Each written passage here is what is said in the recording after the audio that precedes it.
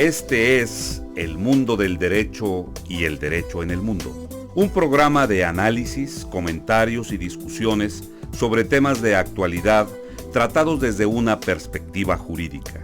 Y ahora con ustedes, el doctor Carlos Gabuardi.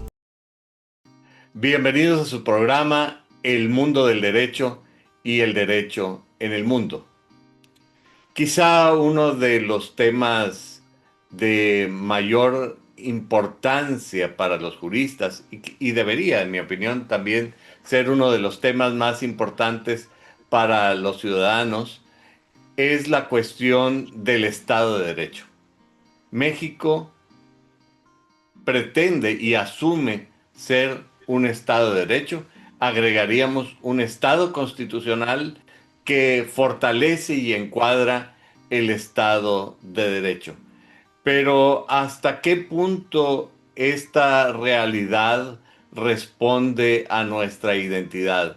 ¿Y hasta qué punto nuestra identidad fortalece esta esta, este deseo, esta aspiración del Estado constitucional de derecho? Y realmente, quizá vale incluso la pena preguntarnos, ¿se trata el Estado constitucional de derecho de una realidad o de una aspiración programática usando la terminología que tanto se puso de moda a fines del siglo XX y principios del XXI? Y para conversar sobre este tema, mi invitado en esta ocasión nuevamente es el doctor Rafael Estrada Michel. Rafael reúne la dual característica de ser un eminente jurista y un eminente historiador. Él es abogado por la Escuela Libre de Derecho allá en la Ciudad de México, por antonomasia, la Escuela Libre de Derecho. Tiene un diplomado en Antropología Jurídica de la Escuela Nacional de Antropología e Historia. También tiene un doctorado en Historia de Derecho Constitucional por la Universidad de Salamanca. Es un académico destacadísimo, ha sido profesor de muchas universidades prestigiosas de México y también del extranjero. También fue director del Instituto Nacional de Ciencias Penales y del Instituto de la Judicatura Federal, y asimismo condujo en diversos programas del canal judicial. Rafael, creo que nuevamente este programa se engalana al tenerte como entrevistado nuevamente en esta ocasión, y a mí me gustaría que me ayudaras a explorar sobre esta relación, el Estado constitucional, el Estado de Derecho, la identidad nacional.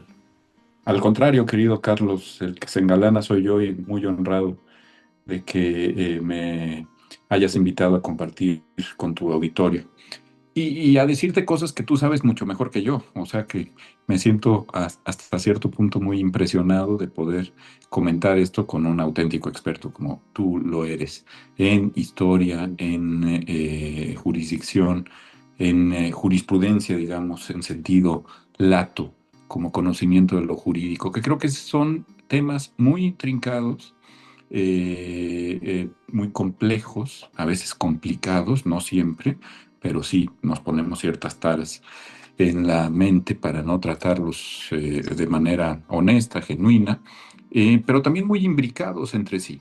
O sea, ¿a qué voy? Con todo esto que hemos venido experimentando desde hace 7 años, justo estamos por conmemorar lo que la presidenta de la República ha llamado los 7 años de la Cuarta Transformación, ¿no? Va a haber una conmemoración de eso, parece que multitudinaria en la Ciudad de México.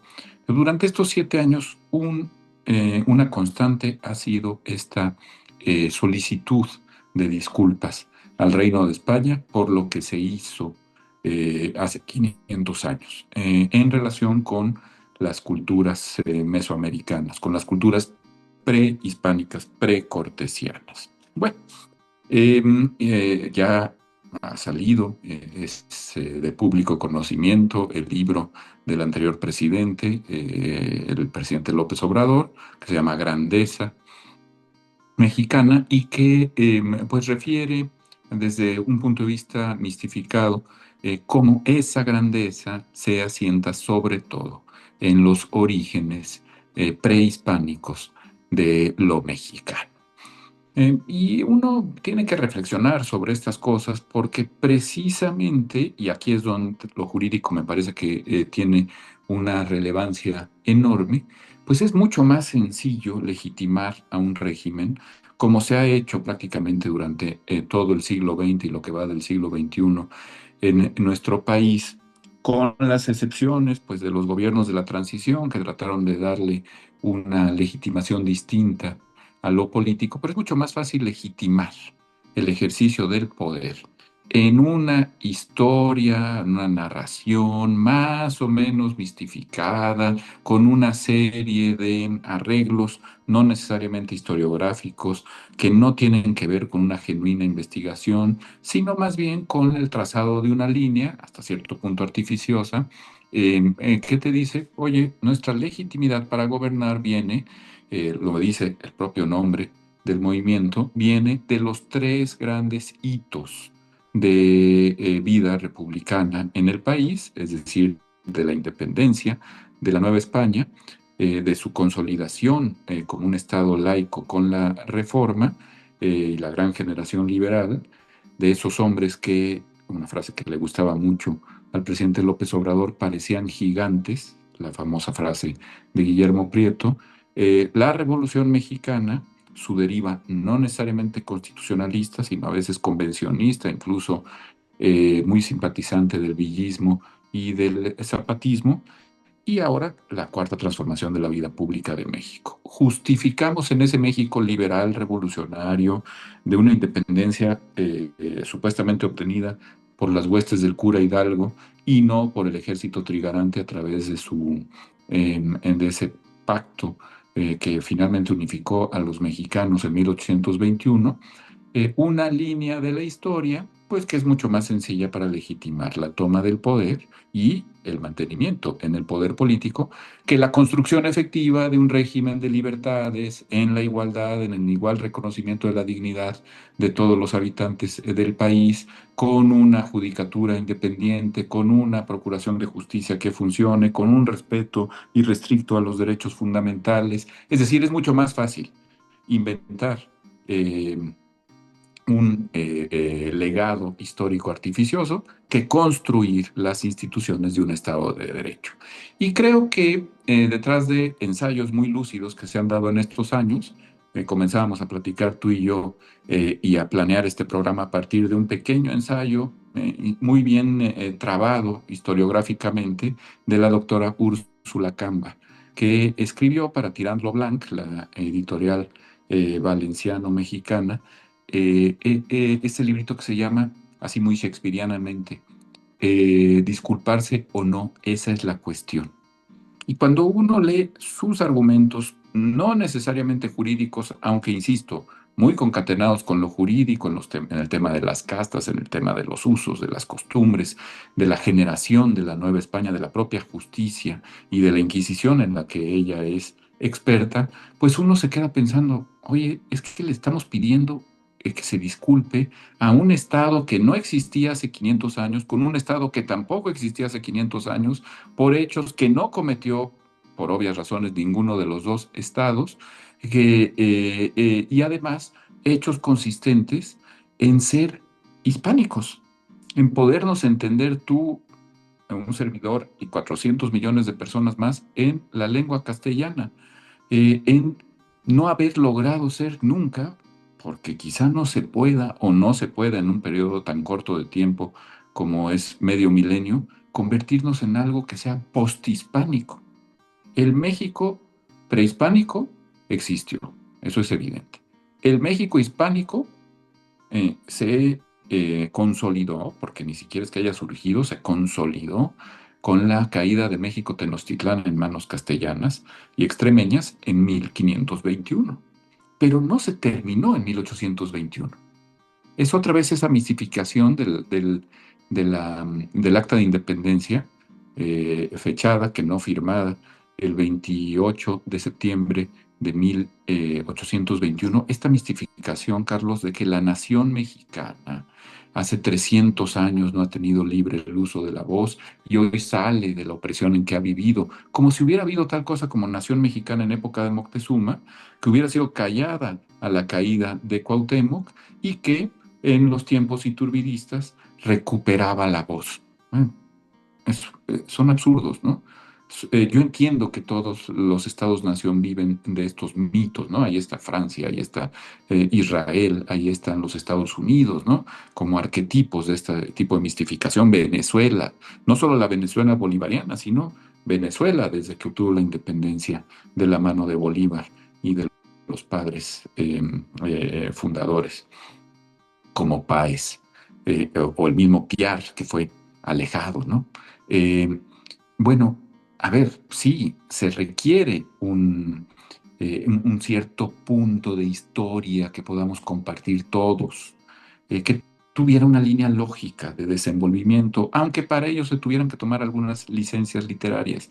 Lo entiendo perfectamente y tampoco estoy peleado absolutamente con ello. Pero si a eso le sumas el no construir un régimen jurídico auténtico de respeto a las libertades, en la igualdad, en la fraternidad representada por los derechos económicos, sociales, culturales, con un acceso efectivo a la justicia, bueno, pues tienes el peor de los mundos posibles, porque Claro, empiezas a justificarlo todo en términos de la Revolución Cubana, del Soviet Supremo, de el destino manifiesto, de la necesidad de una familia pretoriana y absolutamente dominante como las que hemos visto en Haití o en Filipinas o en Corea del Norte, o bien desde el punto de vista teocrático, ¿no? Creo que en esto Carl Smith fue sumamente lúcido, la teología política, ¿no? Cuando llevas el argumento teocrático a la lucha por el poder, pues terminas en la República Islámica de Irán, si bien te va, ¿no? Es decir, hay una enorme relación entre dormir al pueblo con discursos victimistas y no sentar las bases de un Estado constitucional y democrático de derecho. bueno, creo que lo que tú estás diciendo obliga a varias preguntas. La primera es, en todo caso, ¿qué es México? Porque tú bien lo señalas, eh, México no existía, por lo menos no como hoy lo conocemos, anteriormente a la llegada de los españoles. Ni siquiera era una organización consolidada, sino parecería ser una serie de culturas distribuidas alrededor de el centro, sur, sureste mexicano, pero en el norte quizá otra forma de organización, si es que había organización entre las tribus que vivían al norte del centro de México. Y por otro lado, esta posición de pedir disculpas, que parece que se ha convertido en uno de los ejes temáticos, parecería ser un poco en la línea que lo señalaba Humberto Eco en su famoso ensayo sobre crear el enemigo, una especie de necesidad de crear un enemigo como para fortalecer una alianza interna, pero la creación del enemigo es una mentira, un mito. El mito viene de mentira y Mm. parece que se va creando toda una mitología, nunca mejor dicho, sobre quiénes somos, para dónde vamos, qué es lo que debemos respetar y no sé hasta dónde podríamos ubicar nuestra identidad por esa línea. Sí, son mitos políticos unificadores, ¿no? Clarísimamente. Es decir, me importa que lo que nos unifique es sentirnos esencialmente liberales, esencialmente federalistas, esencialmente laicos, y lo que no quepa ahí, esencialmente revolucionarios, comprometidos con la cuarta transformación, lo que no quepa ahí es la reacción, la antipatria, es lo que se coloca fuera del discurso monista de Estado-nación. Y hay que tener cuidado con ello, ¿no? Yo creo, Carlos, yo soy un apasionado de México. Creo que en eso tiene toda la razón la presidenta Sheinbaum, el presidente López Obrador. México es una enorme potencia cultural. Pero yo haría el siguiente matiz. Es un conjunto de enormes potencias culturales. Es decir, no hay un México. Hay que integrar las diversas formas de ser, de vivir lo mexicano, una de las cuales, no la única, pero una de las cuales enormemente importante, está firmemente asentada en el vector hispánico. Es decir, no pueden dejarse de lado 3 siglos de neoespañolidad, porque eso fue lo que fuimos, porque eso fue lo que se fue extendiendo, como decías tú, hacia el norte, y no quedó en las provincias internas de Oriente y Occidente, es decir, no quedó en lo que fue el nuevo Reino de León o Coahuila y Texas, sino que siguió subiendo, subiendo, subiendo, llegando hasta la frontera con el Oregón, ¿no? Esta es una extensión de novohispanidad, pues que negar simple y llanamente mutila la comprensión del hecho histórico. Lo mismo podríamos decir hacia el sur, es decir, cómo hemos pretendido entender en términos muy miopes de Estado-nación México sin su relación con el Reino de Guatemala, sin su relación con las Antillas, con Puerto Rico, al cual le mandábamos un situado. Durante más de 150 años estuvimos situando dinero de la plata mexicana para que Puerto Rico no cayera en la absoluta desgracia, ¿no? Y hoy vivimos de espaldas a lo puertorriqueño, incluso a lo cubano, pero hasta a lo filipino, una relación que duró tantísimo tiempo y que fue tan profunda. Y tú dime cómo viven hoy las Filipinas y México sin verse el uno al otro. Así es que sí, por supuesto, hay que reivindicar las culturas, hay que tratar de ver el discurso de Estado de Derecho constitucional como algo integrador, no como algo excluyente, y hay que tratar de madurar y evitar estos victimismos freudianos de pedirle disculpas a alguien que ya no está, ¿no? Porque, a ver, términos estrictamente de derecho internacional público, Carlos, tú que lo sabes también, pedirle disculpas al actual reino constitucional de España, que viene de la Constitución de 1978, por lo que hicieron los arcabuceros y los mosqueteros adelantados y conquistadores del siglo XVI, pues es tanto como pedir que Suecia o que Dinamarca, de los actuales, o que Noruega se disculpen por las invasiones vikingas.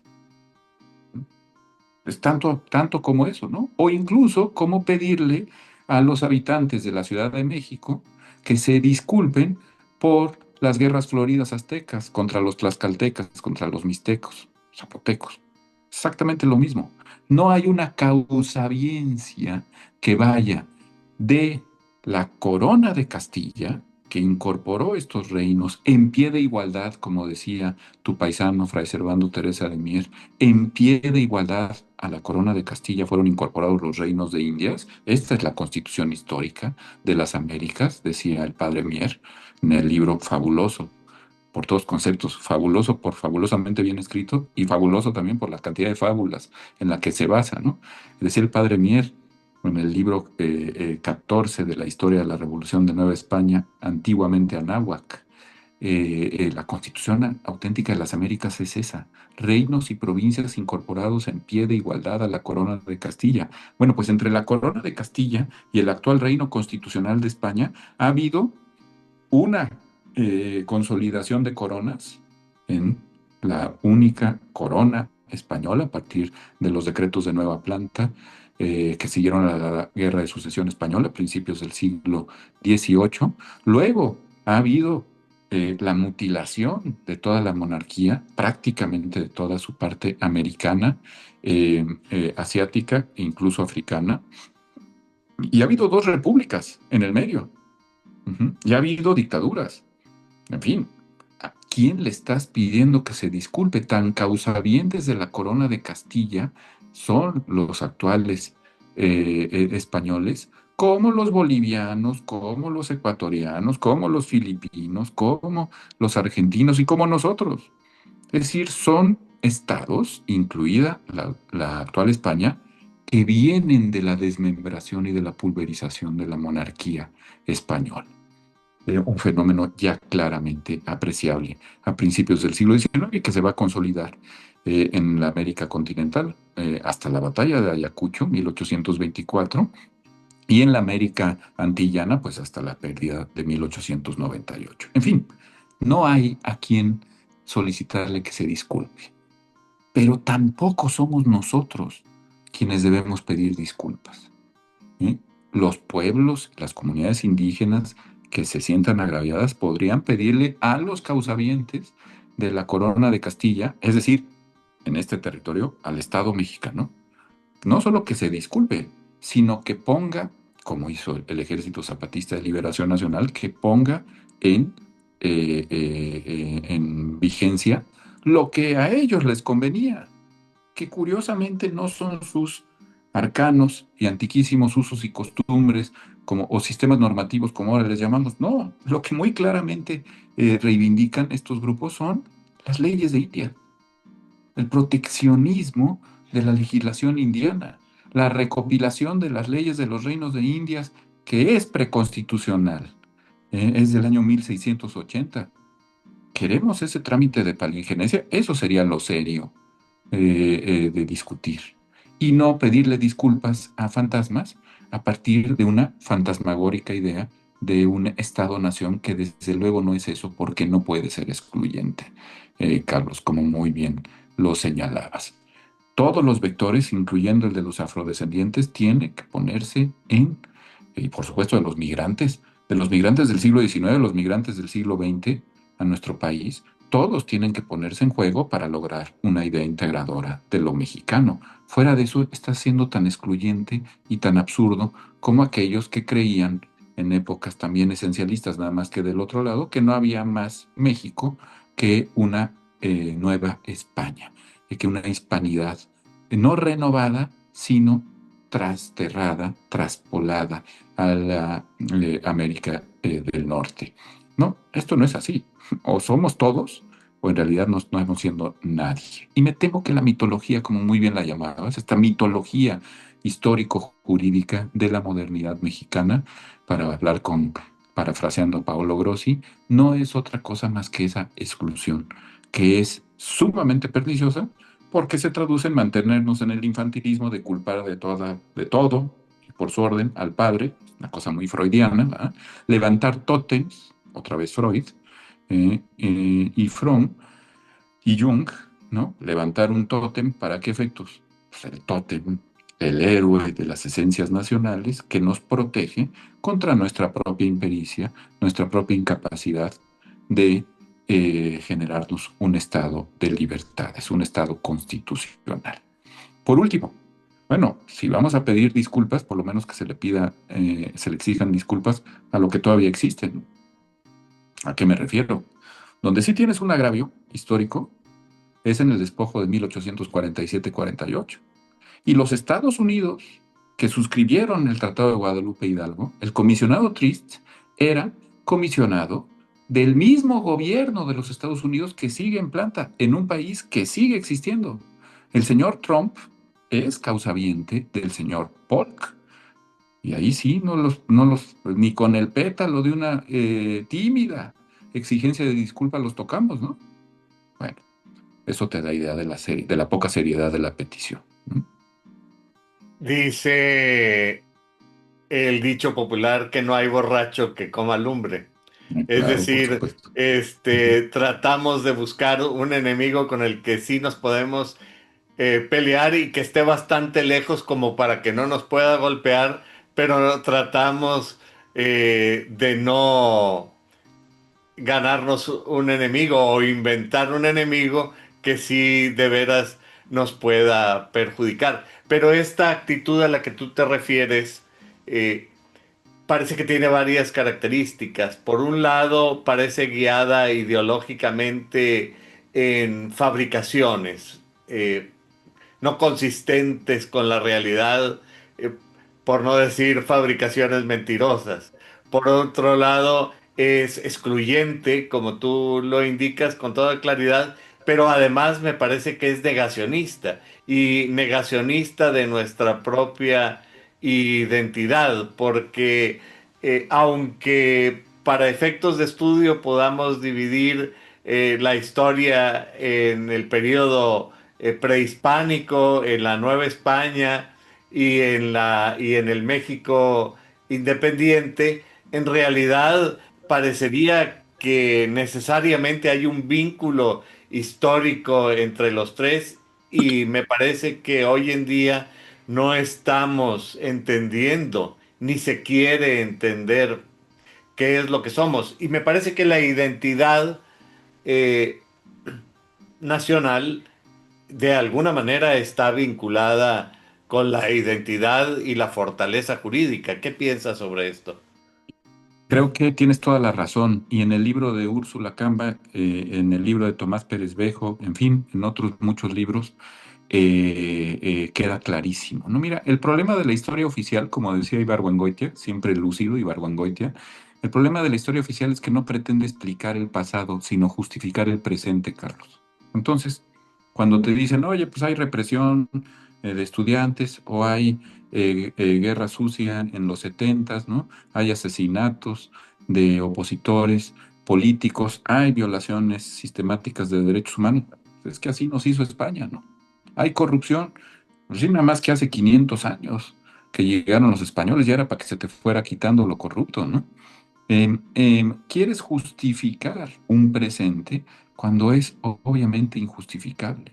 Y lo que señalas es clarísimo. Pretender entender México, el México constitucional, y para hablar en términos de tu programa, términos jurídicos, el México de la codificación del derecho, sin la Nueva España, es imposible. Por eso tenemos tan mala comprensión de nuestro país y por eso pues vienen y nos quitan la división de poderes y la independencia judicial y los órganos autónomos y la transición a la democracia como por arte de magia, porque no entendemos el proceso histórico. No entendemos de dónde venimos, por lo tanto nunca vamos a saber a dónde vamos. Negamos un vector, en esto el libro de José López Portillo era también un libro muy lúcido, ¿no? También fue presidente de la República, pero tú te acuerdas de aquello que decía el vector hispánico, el vector mesoamericano, claro, vector indígena. Por supuesto que somos eso y otros muchos vectores. Cuando niegas uno de esos, mutilas tu comprensión de los procesos históricos y luego, ¿qué te extraña que no entiendas los procesos de consolidación de las libertades? ¿Qué te extraña que no entiendas que no somos un país de igualdad efectiva? ¿Qué te extraña que no comprendas la falta de fuelle democrático que tenemos? Si no sabemos, insisto, de dónde venimos, pues tampoco vamos a saber hacia dónde vamos. Y por eso decimos, no, pues este Madero es el loquito que quería democracia en un país de bárbaros. ¿A quién se le ocurre? Pues si esto no es Suiza, ¿va? Y por eso decimos, Cedillo en su reforma judicial que mutiló la Suprema Corte. Es exactamente lo mismo que está pasando ahorita. No es cierto. Cedillo no se metió con el resto del Poder Judicial y tampoco nombró mediante mecanismos antidemocráticos a los jueces supremos del país. Es todo lo contrario, generó un tribunal de constitucionalidad. Ahora, explícale a la gente lo que es un tribunal de control de la constitucionalidad cuando pues no tiene idea que en realidad nuestro derecho, por ejemplo, pues viene de la recopilación de las leyes de Indias ya mencionadas, pero también del derecho medieval, de las partidas de Alfonso X, del Liber Iudiciorum que Fernando III llamó fuero juzgo, en fin, del derecho español. Oye, pero es que también está elegido. Sí, por supuesto que está elegido. Y está el Altépetl, y está el Calpulli, y están una serie de figuras de derecho, no solo de la náhuatl. Otra vez volvemos a ese centralismo ridículo, ¿no? Hay muchísimas figuras que vienen en el sureste, por ejemplo, de la estructura del Mayab, ¿eh? Y a esas las alejamos. ¿Quién sabe qué es eso, no? El Mayab como si no hubiera existido, la chichimequería, el norte del país, ¿eh? Lo borramos de la explicación histórica y luego nos sorprende que no entendamos nuestra realidad plural, nuestra realidad que necesita integración, que necesita entender el constitucionalismo como integración. Por eso es tan importante no caer en mitologías históricas. Sí, tratar de explicarnos y por nuestros propios medios lo que más nos convenza. No estoy peleado con ningún tipo de explicación, ni siquiera con la explicación marxista de la historia que tiene muchas cosas que decirnos. Nada más hay que tener cuidado de que no nos estén viendo la cara. ¿Eh? Con relatos, pues que más parecen cuentos de hadas que cualquier otra cosa, ¿no? Y por supuesto, hablabas de eco. Otra vez, Carl Smith es muy lúcido. El día que entendamos que como quería esa mente luciferina que fue la de Carl Schmitt, ¿no? Demoníaca, decía Gadamer, ¿no? Junto a la cual los miembros del Círculo de Viena pues parecían niños de tetero, niños de brazos, ¿no? Frente a su lucidez implacable. Cuando entendamos lo que decía este pensador del derecho nazi, no cualquier cosa, ¿no? Cuando entendamos que él dijo, la categoría de lo político es fundamental cuando distingue entre amigo y enemigo. Lo fundamental del discurso político es eso. Vamos a entender que los políticos nos ven la cara cuando nos generan enemigos que no existen y los contraponen a las esencias nacionales que ellos representan. Y esto que tú y yo vivimos de niños, porque el antiguo régimen se complacía en este tipo de descalificaciones, preocupantemente está renaciendo y con una fuerza inusitada. Por lo demás, pues sí, métete con un enemigo con el que puedas. ¿Realmente podemos con España? ¿Con su sistema financiero? ¿Con los bancos que mayoritariamente controlan este país? ¿Realmente es una buena estrategia estar peleándote a palos de piñata con España y por extensión con la Unión Europea?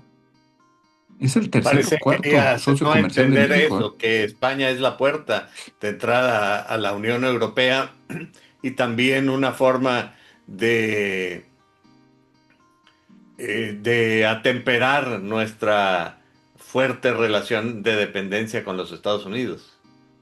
Por supuesto, ¿no? Y además de las múltiples relaciones culturales que nos unen y de lo que hemos estado unidos en el siglo XX, pues basta pensar con el auxilio al exilio republicano español, ¿no? Baste pensar con eso y con el restablecimiento de relaciones diplomáticas y con lo que la transición a la democracia española como arquetipo ha influido en nuestra propia transición democrática, pues para darse cuenta que son absurdos, ¿ah? Ahora, mi querido Carlos, por otro lado, eh, realmente vamos a ser tan ilusos como para creernos que Hernán Cortés y Bernal Díaz del Castillo, etcétera, como plantea el presidente López Obrador en su reciente libro, inventaron los sacrificios humanos entre la población de la náhuatl, que inventaron el canibalismo, que se lo sacaron de la manga, cuando hay testimonios clarísimos. Está el Son Pantli que acabamos de descubrir. Tenía razón, Bernal Díaz del Castillo, son torres de cráneos humanos. ¿Qué ganamos con negar eso? Además de despreciar las costumbres e incluso la visión trascendente de estas culturas, que ese es el otro tema, ¿no?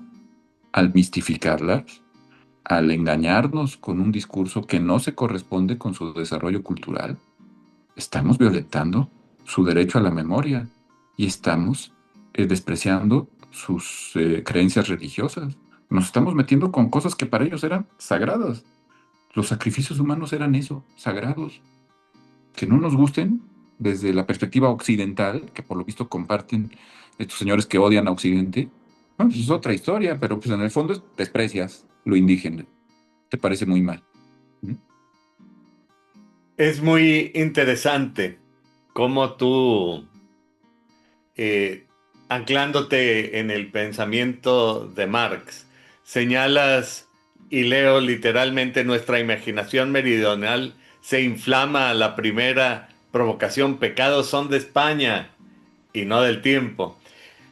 Ayúdame a entender cómo llega toda esta mezcla, porque incluso esta invención del enemigo y este afán de exclusionista y este afán negacionista de nuestra propia identidad, cómo nos lleva a ser quienes hoy somos hoy y cómo se ubica entre esta búsqueda del Estado de Derecho, y digo esta búsqueda del Estado de Derecho porque todo indica que hoy actualmente estamos en un nuevo camino hacia la consolidación del poder en una sola persona y no en el fortalecimiento de instituciones controladoras del poder, para no decir democráticas.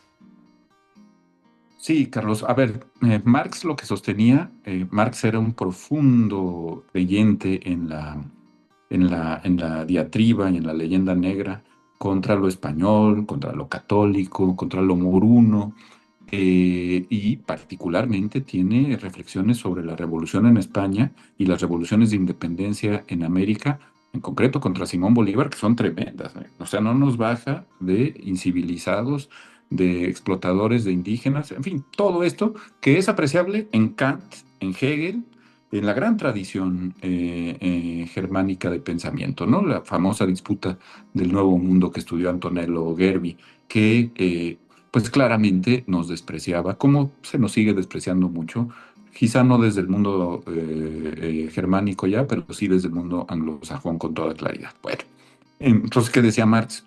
Estos señores inflamados por su clima, que en enero a la sangre, empiezan a inventar cosas, se plantean actos de heroicidad donde no existen, generan mistificaciones y leyendas que no llevan a ningún lado. Yo creo que Marx, como en muchas otras cosas, exageraba. Pero lo que sí es cierto es que esta idea de que hay un sino, que muy bien señalas tú, un destino implacable que nos hace depender de los hombres indispensables y nunca de las instituciones, que nos interioriza el valor del tlatoani, del virrey, del encomendero, del intendente, del gobernador, del presidente de la República, de la presidenta de la República, como único haz, centro definitivo de imputación de gobernabilidad, único capaz de generar un gobierno que, aunque autoritario, nos lleve a los fetiches de la estabilidad política, bueno, pues está muy metido, ¿no? Yo lo llamo la nostalgia del general Díaz, ¿no? Para todo es lo que México necesita, es un Pinochet que ponga orden. Y aquí lo que necesita, a ver, mucho cuidado con eso. ¿Cuándo le hemos dado realmente oportunidad al Estado constitucional? ¿Cuándo nos hemos sentado a decir, a ver, señores, esta es nuestra constitución, ya no la reformen, por favor? Denle 3 añitos de aplicación, siquiera, de moratoria de reformas constitucionales, y vamos a ver si funciona. La única vez que se nos ocurrió, allá con tu cuasi paisano, el presidente Madero, pues el experimento duró 2 años porque los malos, malotes del cuento siempre dicen, no, no, no, este señor es un iluso, quítenlo, no sirve de nada, a ver qué nos indica la embajada gringa y hacemos lo que digan ellos, ¿no? Y para nuestra mala suerte, pues la embajada gringa estaba ocupada por Henry Lane Wilson, personaje infame, ¿no? Y luego tú ves este patético último episodio de nuestra vida constitucional, la transición a la democracia. ¿Cómo es posible que el fuelle democrático se le haya acabado a un país de las dimensiones de México, de la importancia geoestratégica y geoeconómica de México, en 30 añitos, Carlos? Yo no me lo explico, ¿eh? No me lo explico. Entiendo, por supuesto, que el régimen de la transición no se ocupó de grandes temas muy estructurales, como es combatir la desigualdad, la discriminación, el desprecio por México, que también ve uno mucho en políticos y opositores. Eso lo entiendo. Lo que no puedo entender es que no veamos la enorme ventaja que existe en tener un control de la constitucionalidad en sede jurisdiccional. Oye, hubo sentencias de amparo de las novena, de la décima, de la undécima época, que francamente, vinieron a establecer muchos derechos muy importantes. Nada más pensemos en materia de derechos colectivos, todo lo que avanzamos, ¿no? Antes no sé, yo todavía estudié, creo que tú eres más joven que yo, mi querido Carlos, pero yo todavía estudié con profesores que nos decían, a ver, promueve un amparo contra violación al artículo tercero constitucional por falta de educación gratuita y a ver qué te dicen. Y tenían razón.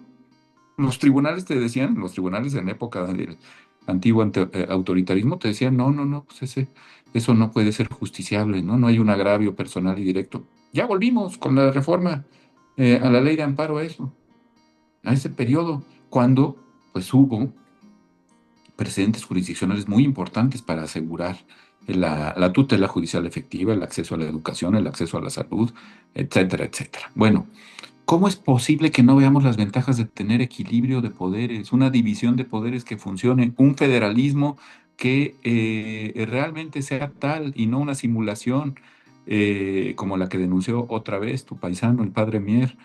¿Cómo es que no vemos que el poder elegir a nuestros gobernantes tiene ventajas? ¿Cómo volvemos tan facilonamente, tan ramplonamente, perdóname, a un régimen de partido único o hegemónico cuasi único? ¿De dónde sacamos esas ideas verdaderamente desquiciantes y desquiciadas? Bueno, pues en parte es de no entender nuestro proceso histórico y de avergonzarnos de lo que somos y creer que alguien tiene que venir a solucionar el tema. Que el único que conoce las esencias nacionales es el gran líder y que ese jefe máximo de la revolución o de la transformación, lo mismo da, tanto monta tanto Isabel como Fernando, mi querido Carlos, que ese jefe máximo nos va a revelar el destino manifiesto de nuestra gran nación, que por lo visto es ser la pilmama de los yanquis y ahora también de los canadienses. No, pues bonitos estamos, ¿no?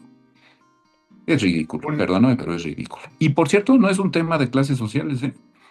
Las clases disque ilustradas de este país y las que sostienen, según esto, la actividad industrial del país son igual o más ignorantes, con una culpa adicional, son interesadas, ¿no? Tuve la debilidad de nuestro gremio para defender la independencia judicial, para evitar las reformas regresivas a la ley de amparo. Es verdaderamente vomitivo lo que hicimos como gremio, me refiero a los abogados. Sí, me parece que tienes toda la razón. Y un poco tú hablas de las clases ilustradas. Yo quisiera referirme a los cuerpos de juristas que son cajas de resonancia del poder en turno. Y en este sentido me refería al cuño de esta frase de garantías o derechos programáticos que niegan justamente la calidad de derechos fundamentales a los que son. Y también hablas de otro tema, el destino manifiesto parece ser un tema propio de los Estados Unidos, pero con paralelismo claramente lo podemos ubicar acá en México y en estas líneas de paralelismos históricos. Y veo al presente a través de la historia. Me parece que no hay otra vía para entenderlo con claridad. Veo que en los Estados Unidos hay una desilusión grande con respecto al caudillo. Es decir, incluso estas gentes que se identifican como MAGA, el acrónimo de hagamos a los Estados Unidos grandes nuevamente, como si alguna vez hubiera dejado de ser grande. Ujú. Y hay una desilusión con respecto al caudillo que actualmente ocupa el poder.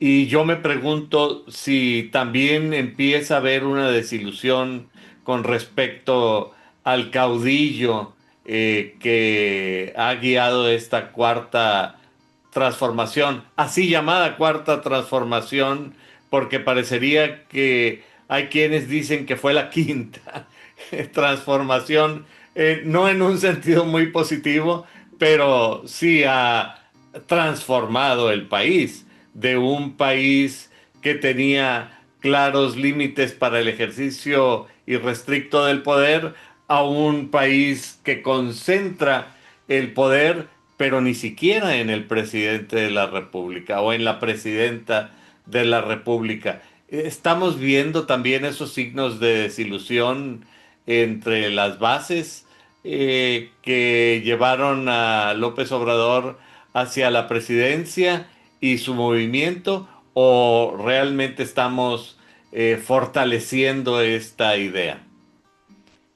Empiezo por lo último, porque me parece fundamental, querido Carlos. Creo que una de las cosas que nunca debimos permitirnos perder, me refiero a la oposición, no a la oposición formal, a la oposición en general, a los que nos oponemos a la concentración del poder, como muy bien la llamas, es la pérdida conceptual. El permitir que se nos dijera que no hubo transformación de estructuras autoritarias con la transición a la democracia, que la transición fue una simulación que no aportó nada al país y que por lo tanto, después de la revolución, sin solución de continuidad, sigue una cuarta transformación en un sentido de regeneración nacional. Fíjate cómo se llama el movimiento, ¿no? No entendemos muy bien si lo que se regenera es la nación o si se regenera el Estado nacionalmente. Pero en todo caso, se habla de regenerar algo que había sido interrumpido por lo que ellos llaman la larga la larga noche neoliberal. Cuidado con eso, ¿no? Cuidado con eso. Claro que hubo una transformación de estructuras con la transición a la democracia, que fue muy importante, que tuvo muchísimos defectos, pero que sin duda alcanzó virtudes que ahora estamos extrañando. Entonces, primer punto, desde luego. Y lo otro que señalabas, que también es interesantísimo. Hombre, yo no sé si vendrá tan rápido la desilusión respecto del caudillismo, ¿no? Ni siquiera diría del caudillo, sino de cualquiera que se coloque en ese sitial. No sé si vendrá tan rápido como se aprecia en los Estados Unidos, por una razón, porque nuestra tradición tampoco es muy proclive a desilusionarnos rápidamente de lo que se hace mal en términos de separación equilibrada de poderes. Lo que sí creo, tengo un amigo muy brillante, constitucionalista venezolano, por cierto, exiliado en Monterrey, que me recordaba siempre, con ocasión de esta, es así, larga noche de interrupción de la democracia de punto fijo en el hermano país sudamericano, que ha representado el chavismo y ahora el madurismo, y que todos los días amanecemos con que ya se van y no se han ido, ¿no? En fin. Pero él recordaba una frase de Rafael Caldera. Tú recordarás a Rafael Caldera, el polémico presidente de la democracia cristiana venezolana, que fue presidente de la República también en un par de ocasiones, y decía don Rafael que un pueblo que se acostumbra a la democracia no fácilmente, a la democracia y a la libertad, no fácilmente deja que se le escape entre los dedos. Desgraciadamente, como Marx, resultó buen historiador Caldera, pero mal profeta. Sí permitió el pueblo venezolano, con cierta facilidad. Este paréntesis que yo espero que sea eso, en su vida democrática. Eh, pero me parece que hay algunos signos muy distintos. Yo soy miembro de la generación de 1988. Yo estoy traumatizado en muy buena medida por esas elecciones tan sucias que fueron las del año 88 y que marcaron un hito en nuestra forma de pensar, claramente. Jóvenes, como era yo entonces, y gente madura del país, empezamos a pensar en trayectos distintos, en trayectorias distintas para nuestro Estado y para nuestro constitucionalismo también, por muy mistificado que hubiera estado el constitucionalismo mexicano entonces. Bueno, yo sí creo que nos acostumbramos a ciertas libertades. Y lo veo ahora con los movimientos estudiantiles, con el movimiento del sombrero, con los movimientos de las comunidades y pueblos indígenas, con los movimientos por el agua de las comunidades campesinas, agropecuarias, con los movimientos de los pequeños propietarios agrícolas. Bueno, esta gente está pensando en sentido muy distinto al del corporativismo estamentalista porfiriano priista. Y eso creo que es una buena noticia, ¿eh? Sí, quizá nos vamos a desilusionar del caudillismo muy pronto.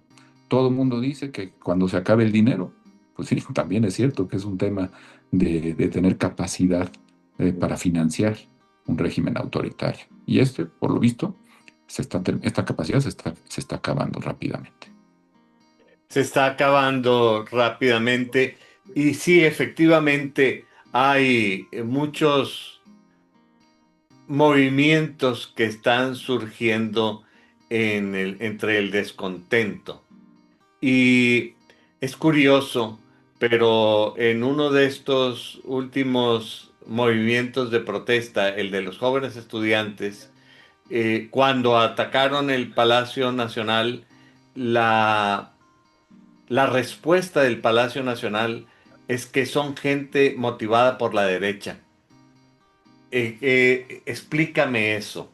Cuando los movimientos anteriores estudiantiles, particularmente pienso en el 68, y que hay mucha gente de los estudiantes del 68 que actualmente le están echando la culpa a la derecha, no reclamaban la legitimidad de sus propios movimientos y tratan de deslegitimar a los movimientos estudiantiles de hoy día y estudiantiles, del sombrero, de la ciudadanía, de blanco, hay de todos los colores y sabores.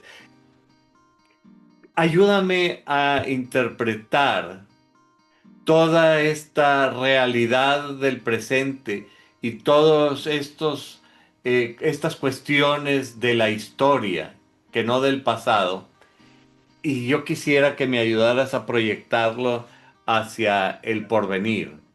Y cuando me refiero a proyectarlo hacia el porvenir, no me refiero tanto a la cuestión política, sino a la cuestión jurídica. Eventualmente, ¿tú crees que podamos tener capacidad eh, en un tiempo razonablemente corto de volver a las instituciones democráticas? Parece que uno de los signos de los tiempos es la celeridad con que todo está cambiando, o estamos anclados en el barro y vamos a tener que esperarnos por lo menos 30, 40 o 50 años. Bueno, em, a ver, tampoco quiero ser iluso, ¿no? Decía don Manuel Gómez Morín que no haya ilusos para que no haya desilusionados, ¿no? Pero sí creo que nos tomará menos tiempo reconstruir las libertades. También creo que porque el otro antecedente democrático que teníamos en el país, que es el maderismo, duró escasos 2 años, como hemos dicho. Y ahora, como sea, los regímenes de la transición democrática fueron apreciables desde el año 97, quizá un poco antes, desde la reforma de 1996 y duraron, pues lo que duraron, 30 años. Son 30 años de consolidación de ciertas instituciones y sobre todo de ciertas intuiciones, que no, ni siquiera capacidades, sino intuiciones que tuvimos a nivel de podíamos llegar a ser un gran país, una de las grandes democracias de Occidente. Y esa intuición no va a abandonarnos, esa es mi esperanza, tan fácilmente. Ahora, creer que vamos a poder ganar elecciones con instituciones de organización de las elecciones, de calificación de las mismas como las que tenemos, ya completamente colonizadas, pues también es pecar de ingenuos, ¿no? Como pecamos a la hora de la elección judicial, ¿no? Que creímos que habría ciertos espacios que todavía permitirían un diálogo plural, no solo con integrantes del Poder Judicial o de los poderes judiciales, sino incluso un diálogo plural de fuentes jurídicas, y pues ya, lo que tenemos es lo que tenemos, ¿no? Un monismo muy claro de simpatías hacia el régimen. Pero, Carlos, sí creo, francamente, que nos va a tomar menos tiempo. Sí creo que, como decía Caldera, nos hemos acostumbrado a libertades y no es tan fácil deshacernos de ellas. Y también creo que el contexto internacional influye mucho. Creo que a pesar de todos los pesares y de todo lo que está sufriendo el mundo y particularmente Occidente, también es cierto que hay una suerte de tendencia hacia no sacrificar las libertades de los pueblos y que México, por su importancia, por su peso específico, no estará lejos de esa tendencia. Ahora, Todo esto son pues estas cuestiones que no me gustan demasiado de la futurología, que luego se abstraen de las concreciones institucionales y normativas eh, que son siempre necesarias. ¿Qué quiero decir con esto? Pues que si no nos damos a la tarea, si no nos ponemos de acuerdo y si no decimos, señores, necesitamos esto para olvidarnos de nuestros espectros autoritarios y entonces requerimos una contrarreforma en tal o cual sentido, requerimos más cláusulas de cierre para garantizar la división de poderes, en fin, requerimos tantas cosas. Si no nos damos a esa tarea, sí, por supuesto, la degradación, pues no tiene, como dice María Marván, la degradación de los sistemas políticos y constitucionales no tiene límite, ¿eh? O sea, podemos irnos, ahí está el caso de Venezuela, de Nicaragua, podemos irnos todo lo profundo que quieras y no vamos a alcanzar el tope, no vamos a ver el piso. En cuanto a lo primero que planteabas, otro paisano tuyo, también muy lúcido, como tú y como el padre Mier, Guillermo Sheridan, nos da la respuesta en un artículo brillantísimo, del cual no escribió ni una sola línea, mi querido Carlos. Me dirás, ¿cómo es plagio? No, es cita textual de un informe de gobierno. ¿Mm?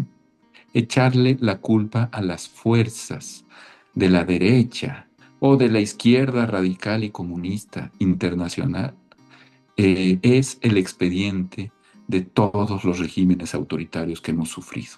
Cuando tú lees esas líneas que publicó Guillermo Sheridan en el Universal hace unos cuantos días, te cuesta trabajo pensar que no se trata del informe de gobierno del actual titular del Poder Ejecutivo, sino de un informe de gobierno, te voy a dar la fecha y vas a ver, que fue pronunciado el 1 de septiembre de 1968.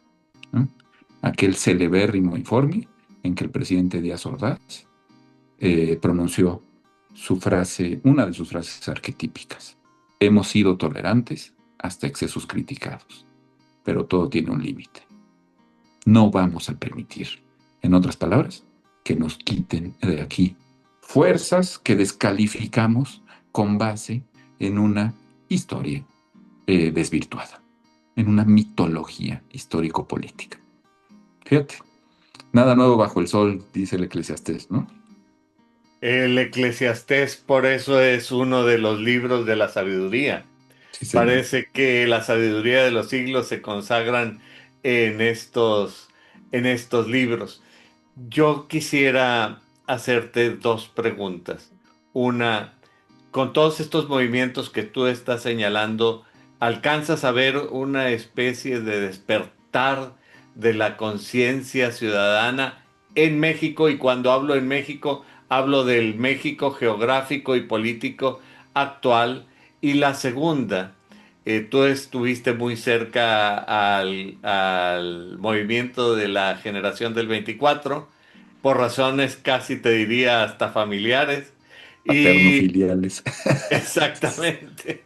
Y en un momento determinado, una de las características que se notó en este estadio de la historia, en el que coincidía que era una lucha contra la reforma judicial, una de las características de ese momento fue la sordera del gobierno, del Estado mexicano, a no querer oír a nadie. Y parece que es una sordera que se ha ido institucionalizando. Me pregunto si por un lado alcanzas a ver tú en los signos de los tiempos un despertar de la conciencia ciudadana y si tú alcanzas a ver una atemperación de esta sordera o la sordera se está haciendo aún más crítica y cerrada. Sí, a ver, yo efectivamente estuve muy cerca del movimiento y sí encuentro despertares. Lo que pasa, mi querido Carlos, es que creo que ni la juventud, ni el campesinado, ni la gente que padece el crimen organizado en ciudades medias y pequeñas de provincia, Uruapan, Apatzingán son muy buenos ejemplos, tienen las capacidades institucionales para influir de manera definitoria en el proceso político. ¿A qué me refiero? No han alcanzado el poderío que les permitiría plantar cara al régimen. En Eso cambio, quien sí lo requeriría tiene, federalismo. exactamente, ¿no? Quien sí lo tiene, pues con mucha claridad, es el poderío industrial del centro de la República, también de la ciudad de Monterrey, de la ciudad de Torreón, es decir, la gente con capacidades de influencia, pues que no ha querido intervenir, porque sabe que alcanza ciertos beneficios cuando puede dialogar con regímenes que tienen mucho control, que no están sujetos a lo que pueda dictar de manera independiente un juez, etcétera. Este grupo de privilegio, por supuesto, es una generalización que, como toda generalización, es injusta. Hay empresarios que están muy decididos a influir, pero francamente minoritarios. Ya hablamos del foro, de los grandes abogados del país que han permanecido sin chistar ante el desmontaje de nuestro sistema constitucional, ¿no? En fin, tantísima gente que vive del privilegio, pues que no tiene ni el idealismo de los estudiantes, ni la falta de capacidades de los pequeños empresarios, de los pequeños directivos políticos, de los líderes en las provincias, y pues simplemente se diluye la capacidad de influencia frente a un régimen que tiene muchos apoyos, incluidos apoyos del exterior, ¿no? Que están condicionados y que a veces sí parece que no los tienen, sí, pero en el fondo están ahí. Y el de las Fuerzas Armadas también está ahí. Y ahora el de una judicatura que no tiene nada de independiente también está ahí. Y el de un Congreso en donde se dio una sobrerepresentación verdaderamente grotesca y artificiosa también está ahí. Es decir, los contrapesos no existen y por mucho que se esfuerce en la generación del 24, ahora los Zetas y demás, si no están primero bien organizados y segundo bien capitaneados con capacidades efectivas de influir, pues van a seguir naufragando. En aquella ocasión que tú mencionabas, pues yo le decía a mis colegas profesores, es que tenemos que ser los Ebertos Castillo, los Elí de Gortari, los Manuel Gómez Morín, los Ricardo Guerra, de los movimientos estudiantiles, y no aparecimos, esa es la verdad. No aparecimos. La generación del 88 brilló por su ausencia en la lucha por la defensa de nuestras libertades. Y claro, pretender que la juventud lo haga solo con su inexperiencia, con su falta de medios, etcétera, es un poco ilusorio también. Por otro lado, em, lo que también señalabas, ¿hay algún atisbo de organización posible fuera de la estructura partidaria en la que se ha basado nuestra transición a la democracia? Yo creo que no, y yo creo que ahí la oposición ha quedado mucho a deber, ¿no? Muchísimo. La oposición tiene que entender, la oposición partidista tiene que entender que es la que tiene las formas de acceso al poder, casi monopólicas. Y mientras ese entendimiento no exista y sigamos jugando como juegan los privilegiados a mantener el pequeño coto de privilegios que cada vez se hace más pequeño, los señores otra vez no tienen perspectiva histórica, ¿no? Yo creo que están como los porfiristas y los huertistas que creyeron que el régimen de la revolución les iba a hacer justicia en algún momento y terminaron completamente execrados y excluidos del proceso político. Yo así veo la oposición partidista hoy por hoy. Por eso es tan importante que estos señores entiendan dónde están parados. ¿Y para qué los están parados ahí? ¿Por qué los elegimos, no? Desde luego no para mantener sus prebendas, ¿no, mi querido Carlos? Salvo que me corrijas. ¿Y la sordera? La sordera es absoluta. Qué bueno que me lo recuerdas. Yo sí creo que hay una enorme soberbia que hace que se ensimisme el régimen y que diga, no quiero que me digas nada por inteligente que puede ser, ¿no? Lo vimos muy claramente con la reforma judicial. Yo estoy convencido que la presidenta de la República, por ejemplo, es una gente sensata, conocedora, que sabía a dónde iba a llevar una reforma como la que había planteado su antecesor, pero que no tuvo la serenidad para decir, pueden tener razón los de enfrente. Y es otra vez la exclusión, ¿no? Claro, ¿cómo los herederos de Hernán Cortés van a decir algo que sea medianamente razonable? Que se callen, ujú, que se silencien. No, no los vamos a oír. Lo que vamos a establecer es un poder judicial del pueblo. ¿Eh? Ahí están las consecuencias, ¿no? Sí hay una enorme sordera que, como toda sordera, es producto de la soberbia.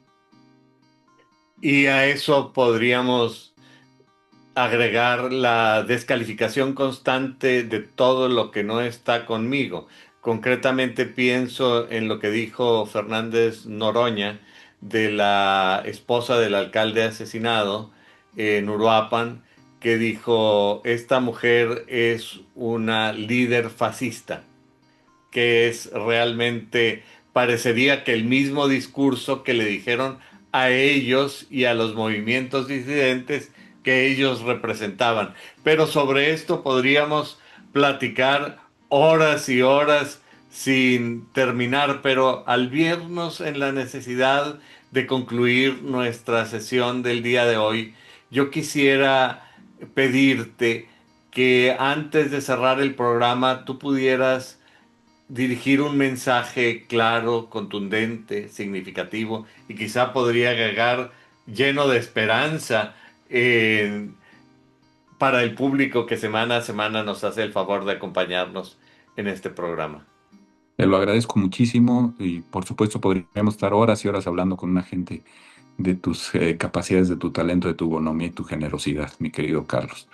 El único mensaje que yo tengo que dar es que no debemos exigirle disculpas a nadie, sino pedir, pedirnos a nosotros mismos un examen muy serio de conciencia en torno a si nuestras capacidades, nuestros talentos, nuestras posibilidades, nuestro conocimiento de la historia patria es suficiente para llevar a buen puerto el proyecto de vida en común que nos hemos procurado dar en los pasados 200 años con todas los vericuetos que tú quieras, y que no es otro que una vida en común que sea fructífera para la gran mayoría de quienes habitamos este territorio, de lo que llamamos México.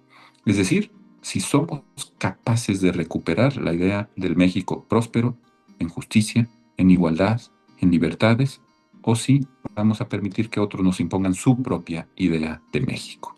Eso, creo yo, que antes que exigir disculpas de nadie, tenemos que hacer un muy, muy sólido examen de conciencia, que como todo examen de conciencia, para ser genuino, tiene que ser individual. Pues yo quiero agradecer nuevamente al doctor Rafael Estrada Michel por su generosidad y sus buenas ideas en este programa. Creo que como todas las buenas conversaciones, siempre se quedan a medias y siempre nos da oportunidad para continuar platicando. Así es que al público que semana a semana nos hace el favor de acompañarnos en este programa, les recuerdo que su opinión es muy importante para nosotros y que nos gustaría tratar aquellos temas que resulten de su mayor interés. Me gustaría también invitarlos para que le den un me gusta a este programa y para que se suscriban a este canal, de modo que el algoritmo de YouTube nos pueda ayudar a difundir mejor y más ampliamente estas ideas. Así es que sin más por el momento, me despido hasta la próxima semana. Muchas gracias, Rafael. Adiós, querido Carlos. Gracias.